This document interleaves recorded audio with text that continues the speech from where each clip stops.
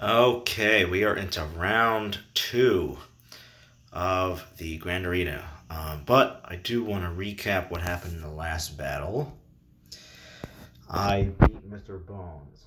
Now, I thought it was going to be a close one because it was a tough CLS battle. But the most surprising thing happened. And that is Mr. Bones didn't even attack me one time. So I don't know if he just missed it, but it is a 24-hour period.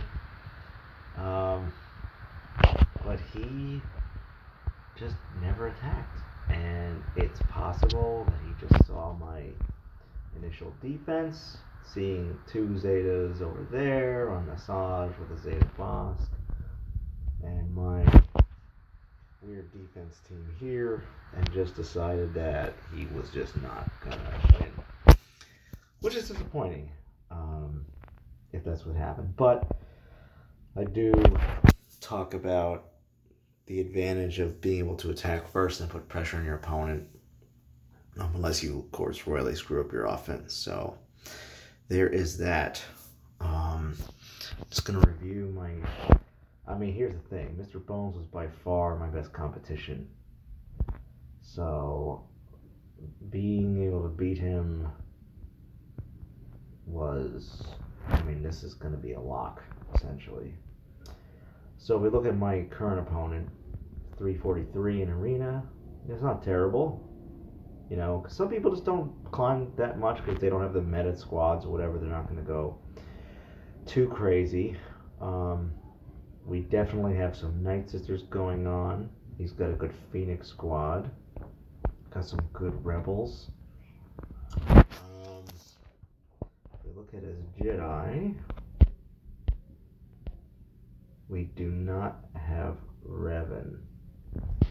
So that's one big thing not to worry about.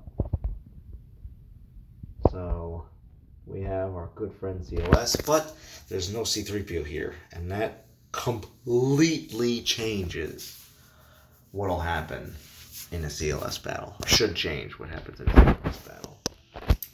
And then we got Bastila. That's clearly a heavy defense team. Bastila with Zaros and GK. It's a cool squad. I like the comp, honestly, because he's got Wampa and GMY that can really put out serious damage. So I might just use the Sith against that squad. Especially with Zeta Barrett, you always got to be careful not, as I learned a few GAs ago, that you still have to be able to kill your opponent. And if you can't win, when you're on offense, you actually have to win. On defense, you don't have to win. On offense, you have to end their team. So, what I'm definitely going to do first is use Imperial Troopers on this Night Sister crew. Now, tempted to use... No, I'm not going to use Magma. I need Death Trooper to give me another option. I'm tempted to save Death Trooper just because we have help, and IPD is an option. You can always use the sack trick and then start death marking people right with Death Trooper and take out a good squad. But the reason I'm not going to do that, because I would need to put another trooper on this team. I could put Snow Trooper, but he's not very geared up. Oh, and he has no mods, so yeah, there's some evidence there. I don't think it's really worth me putting mods on him, honestly. But Death Trooper has a grenade which can get rid of taunt off zombies, so hold on. So yeah, I think it's making sure you get a clean win against Night Sisters is important. And I would love to save Short Trooper for another squad, but if they get that plague off, Short Trooper is the only hope, because your squad can be completely run over otherwise. So yeah, right here, I increased their cooldowns hopefully, and we're gonna start working on old Daka.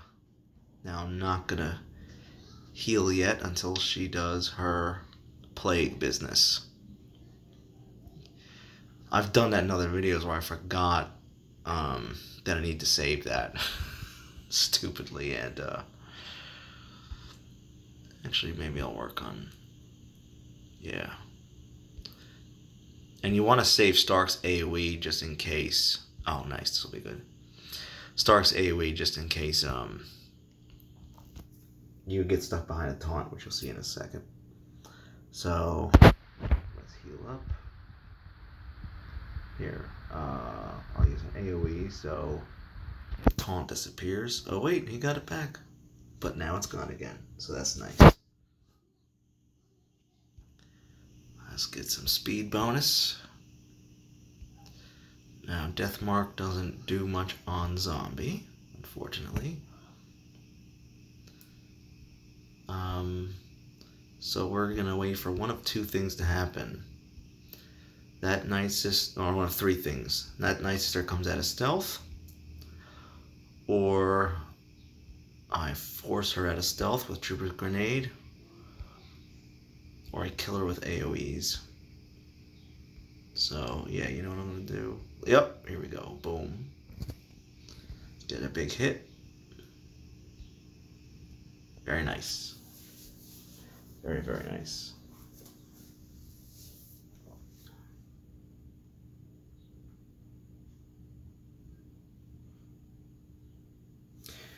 Now, just because I looked at his roster and this is a lot of his heavy hitters, I'm gonna go with the trio.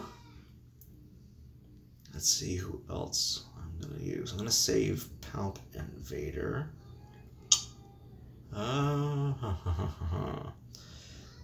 Let's see, we have Bastila, we have Wampa. Can hit pretty hard. The Jedi are gonna be not really hitting too hard for a while.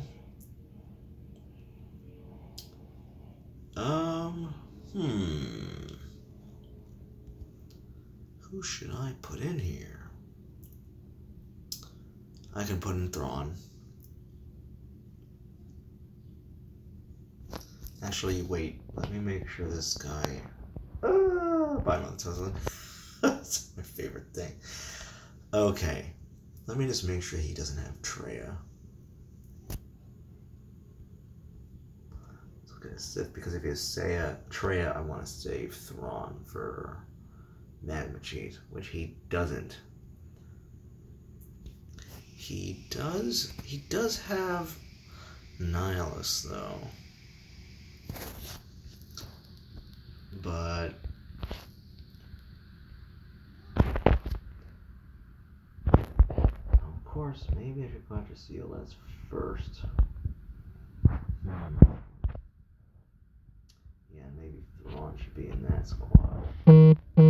Yeah. Okay.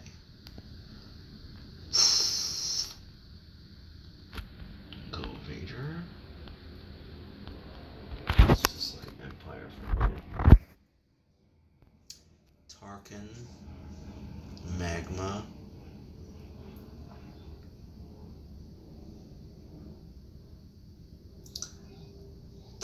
Let me think of buffs. IPD I could put in. They have CLS. I don't have a tank here.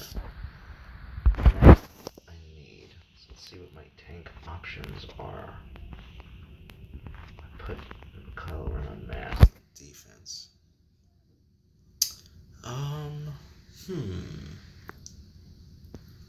You know what? Why not?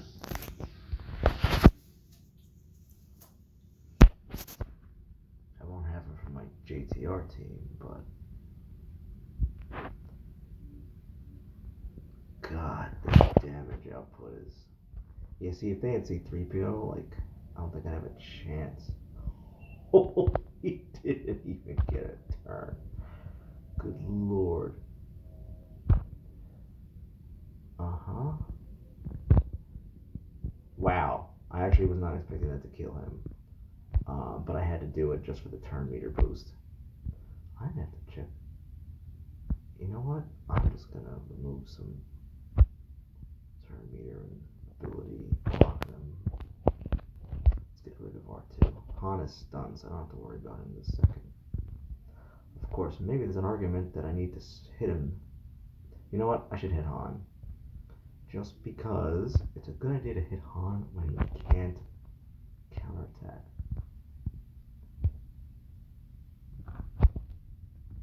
Let's get rid of him. Alright, let's get rid of you. Okay, old Ben was kind of useless there. My time so fast. Alright. But I get to see his back row now. Ooh, Kylo. Wow, that is a... Wow. Yep, I maybe should have saved old Ben for that. So who would I use? I would use...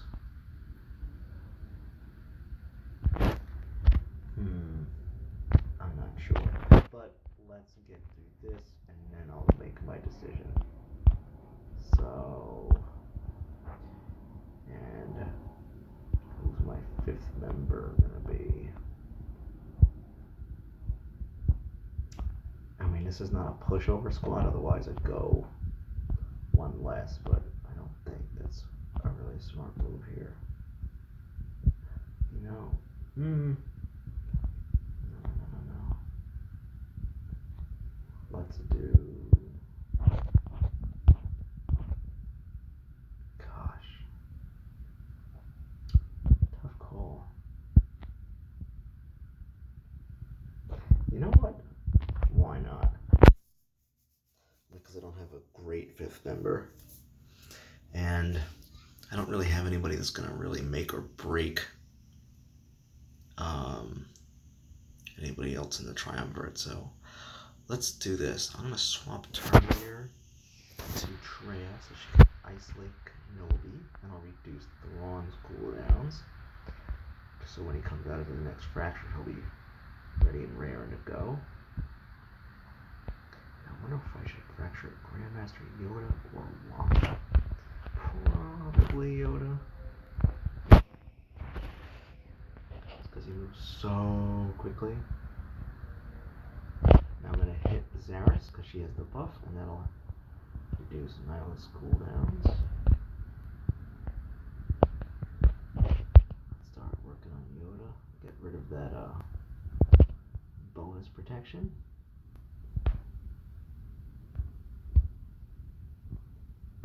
Yeah, because you know what? I'll just save Annihilate for Wampa. That'll take care of him. Swap to Nyla, speed him up a bit. Get rid of this heavy hitter. I don't have to worry about Kenobi taunting because he is under isolation. And you always want to use basics with Scion unless somebody's under either evasion or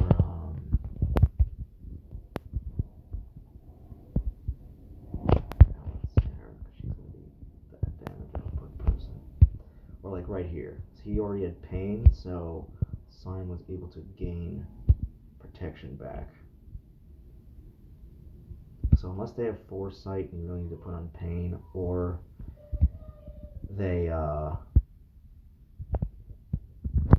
mean, you just don't use a special, or they have pain already, so you can recover the protection. There's no real clear advantage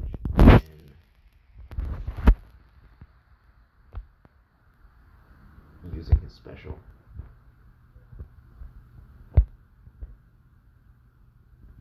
Alright, let's hit this chick.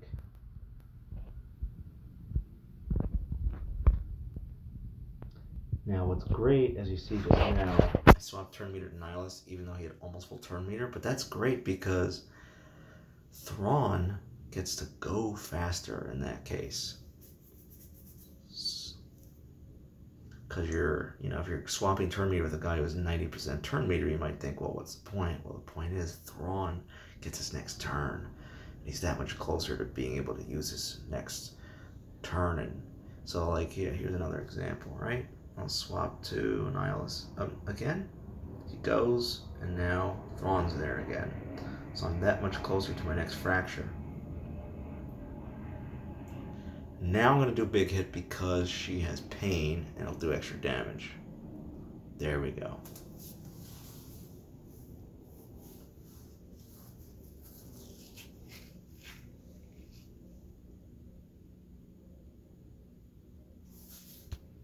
Okay. Oh! Okay, we have Phoenix and Kylo. I have my Kenobi team. I have JTR. And I have Ewoks. So I have a lot of options, actually. I kind of want to run Ewoks against. I kind of want to see what happens running Ewoks against Phoenix. I feel like that could work pretty well. Just because they can get through the damage, even if they're generating a lot of health and protection, I'll be exposing. So that should help me a lot. Okay.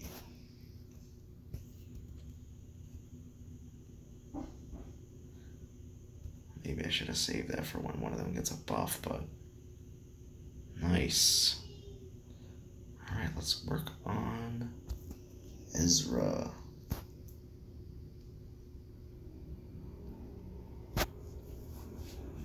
Yeah.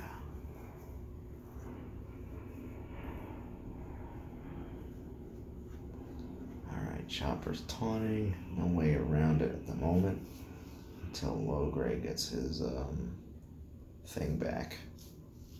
Yep, there we go. But Kanan might go right back into it, so we'll have to see.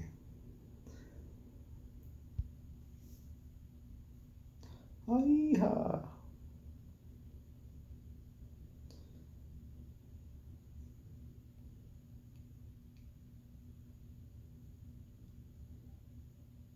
What was that? What did he just do? I didn't see anything happen.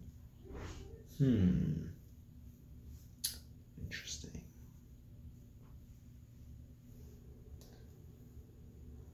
Nice. Alright. Now it's just a matter of dealing damage to these heavy hitters. Let's give Terminator to Chirpa. I do usually like giving Terminator to Chirpa just because he's got such amazing specials. Oh, and I'll give him a third stack of translate. So when 3PO does his basic, he will get that much closer to reducing Chirpa's turn meter. Yeah, let's get our retribution.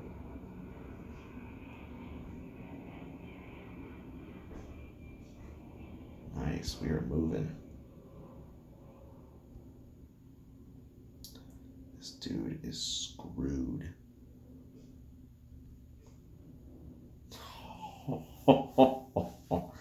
Wow, that was a big smash from the Murder Bears.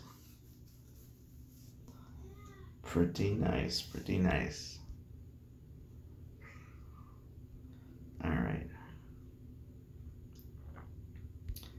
They're pretty Zeta'd up, aren't they? Now, because I don't... maybe I should have saved 3PO just to work with Chewie and... Well, let's do this, actually. I'm gonna use a Yoda.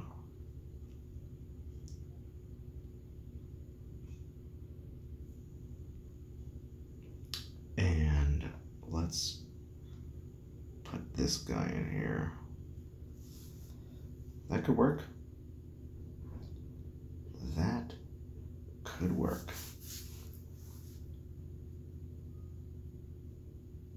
So breaking up at least a few of my different teams, but I'll have to save them, so why not, right? Okay, let's get this.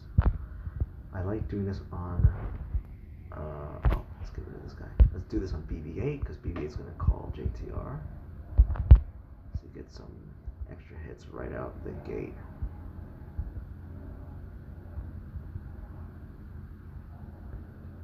Okay.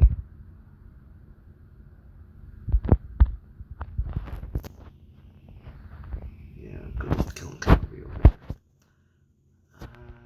I don't know the First Order Special Forces kit very well, so I would use Retribution, but let's just get a swarm and get rid of him. Okay, almost rid of him.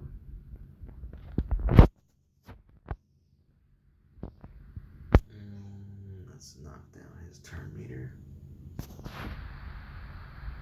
Yeah, I'm a big fan of getting rid of people on the squad you're not that familiar with. It's like, oh, I don't know how to beat you, so let's just kill you now.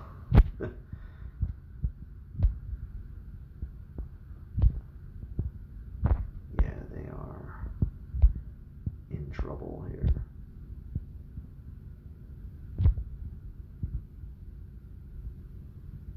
Alright. We are rocking. Let's do this on JTR. I love this. Yeah, that's so cool.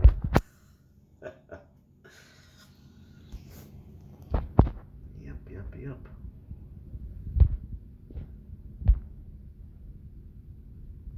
Let's try to get a stun. Nope. Okay.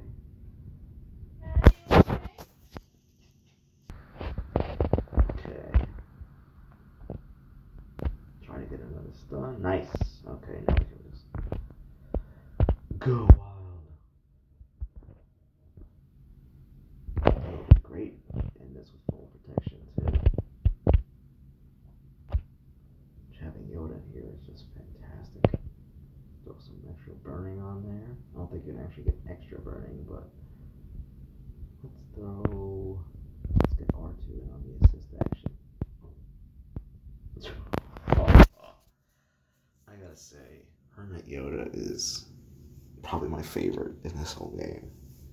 I love the concept. I think he's really well designed. I have him double zated just for clarification though.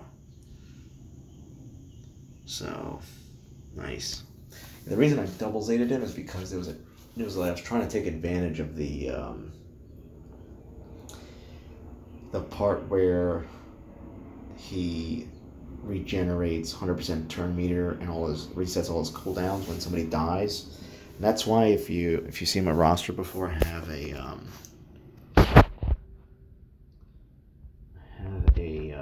screen finder that is like, pretty darn well on purpose. It's basically it's designed so he dies instantly. Because if you put Grandmaster's training on him, it's funny, you have do or do not, and then you have do or die with this guy. If he has a buff, he comes back to life. And Grandmaster's training is a buff you can't dispel.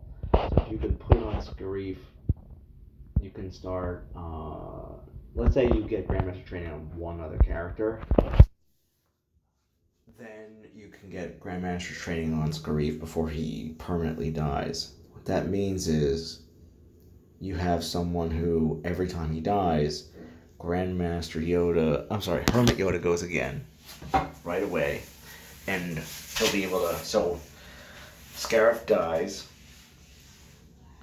and Hermit Yoda gets 100% turn meter, and can replace that on Scarif which will help him come back to life automatically again. But you're also calling an assist with everyone else who still has Grandmaster's training. So there's a while there I was trying to run a team with like Asajj getting Grandmaster training on her, and where the hell was it?